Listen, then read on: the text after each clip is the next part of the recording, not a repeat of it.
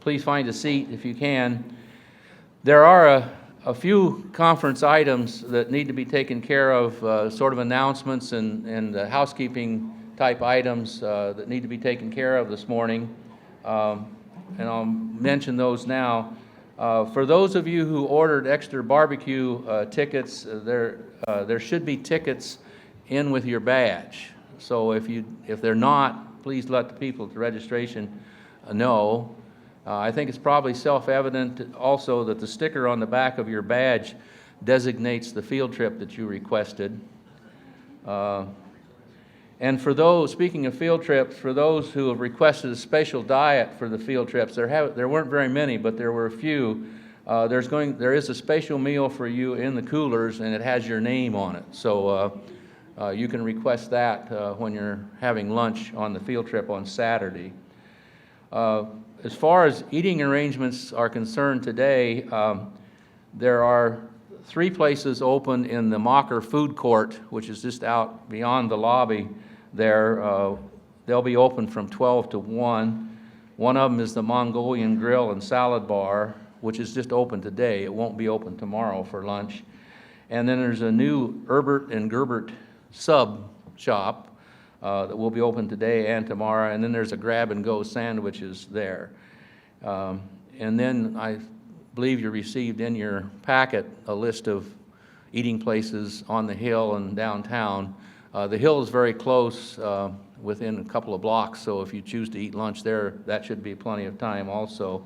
And then if you're really hungry, the Pizzazz, I think I called it the Rediker Dining Center, which shows my age in the program, because that's what it used to be called. The Pizzazz is open for lunch very close to, in fact, next door to those of you who are staying on campus, and they're open from 11:30 to 1. It's a bit more expensive. It's $10.25, but if you're really hungry, it's all you can eat. And they're also open for dinner from 5 to 6 for the same price. Should make a comment. The workday turnout at the Cedar Hills Sand Prairie yesterday was awesome. More than 70 people out there working on Cedar Hills, including the Iowa Natural Heritage student crew, the TNC Annabelle crew, and many volunteers who worked diligently. And someone commented, these people weren't out here to mess around. They went right to task and removed invading woody species, shrubs, tree saplings, and trees, pulled mullein and sweet clover. So hopefully the Cedar Hills Sand Prairie will have benefited considerably from that. I really appreciate the Iowa Chapter of Nature Conservancy and the Iowa Natural Heritage Foundation for organizing this work day as sort of a cooperative venture of the Iowa Natural Heritage Foundation, the White Rock Conservancy, the Burr Oak Land Trusts, and the Four Mountains Foundation, and the Nature Conservancy, who have gotten together a few years ago to promote the continuing need for management of natural areas. And I think we all agree that it is a continuing need for management. And hopefully this can perhaps become a regular pre-conference feature of the Iowa Prairie Conference. Also, I want to issue a special thanks to the Iowa Prairie Network and Diversity Farms providing grants to reimburse registration costs to students who participated in the workday and or the conference. It's a delight to have young people participating, because this is the next generation that's going to have to carry the prairie torch for us into the future. Also, I want to now, and you'll find out later, special thanks to the special events staff here at the university and the Tallgrass Prairie staff for all the efforts that they've made to ensure that this conference functions well. Many, if not most, are wearing shirts like I have on today so that you can recognize them. And if you have questions, you can ask the questions of them. But learn to recognize them, because we only issued them one shirt. So in question of hygiene, they probably won't be wearing them tomorrow with that. In fact, some of them told me they're not wearing them tomorrow. There's too many names to mention, but you should know that Kelly McCarthy and Mary Weld were the glue and the whip crackers that kept things moving here. So, well, that's a rather long list, and there may be some items I've missed.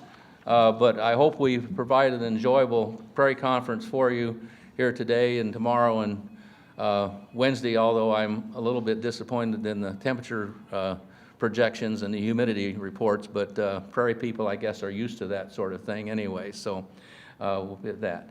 Now, I'd like to introduce Jim Wohlford, UNI Provost and Executive Vice President, who recently came to UNI from the Florida Gulf Coast University, where he was Dean of the Undergraduate Studies and Professor of English.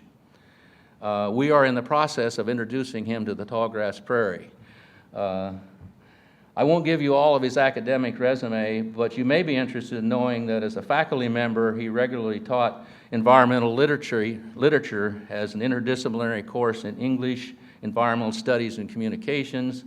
And he also co-taught an honors course in ecological leadership with his wife, Sasha. So without further ado, Jim.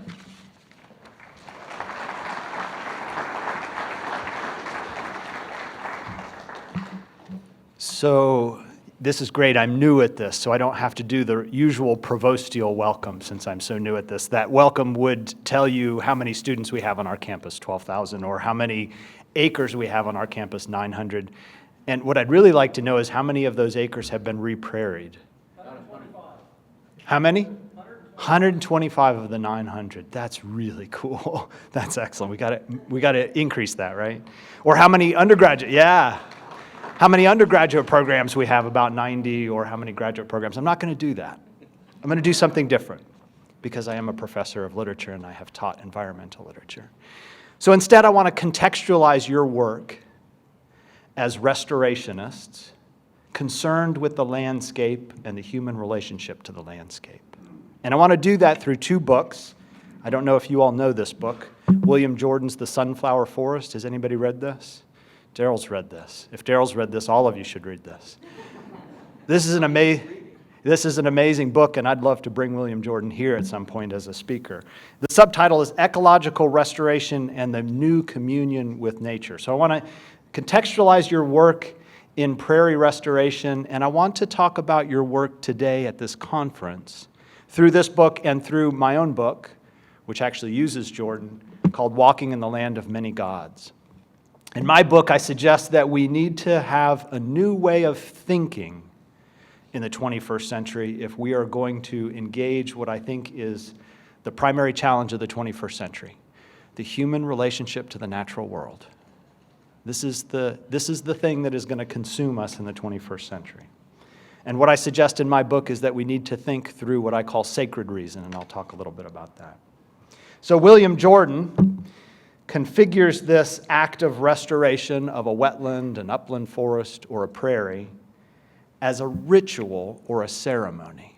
So when you were out working yesterday, to think about the work you were doing as a ceremony, working with the landscape.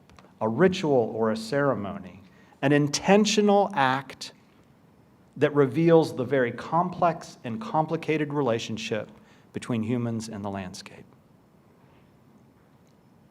This is what he says, and now I'm going to actually mingle his words and my words. I'm reading from my book, but most of this is from William Jordan.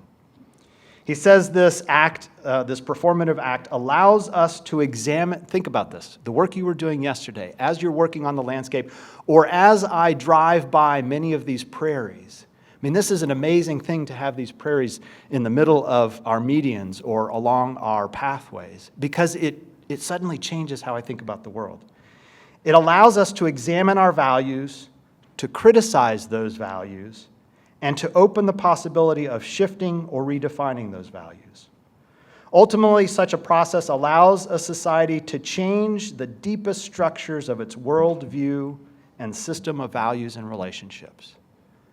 The work that you do, restoring prairies, allows us to change the deepest structures of our worldview and the system and values associated with that worldview. It's not just this patch of land. It's our community and our relationship to that community.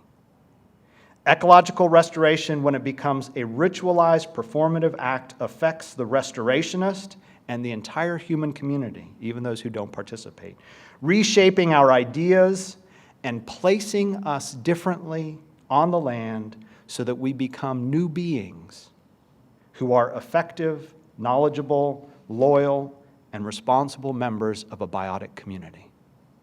Jordan concludes, critically, what really has to be renewed is not the landscape at all, but the human community's idea of the landscape, on which the well-being of the landscape ultimately depends.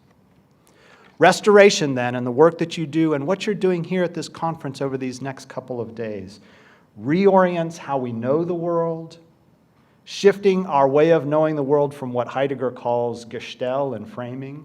So Heidegger suggested we were handed a way of knowing the world in the West that suggests that we have the right to use that world, to use the landscape, to use the air, to use other humans, to shift it from that way of knowing the world to what I call sacred reason, a way of knowing that is ecological, that recognizes interdependence and interconnections, where time is circular rather than linear. Think about the systems, the seasons.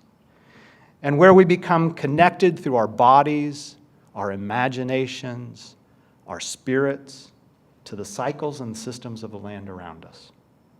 We become, in my own terms, placed on the earth differently. We become replaced.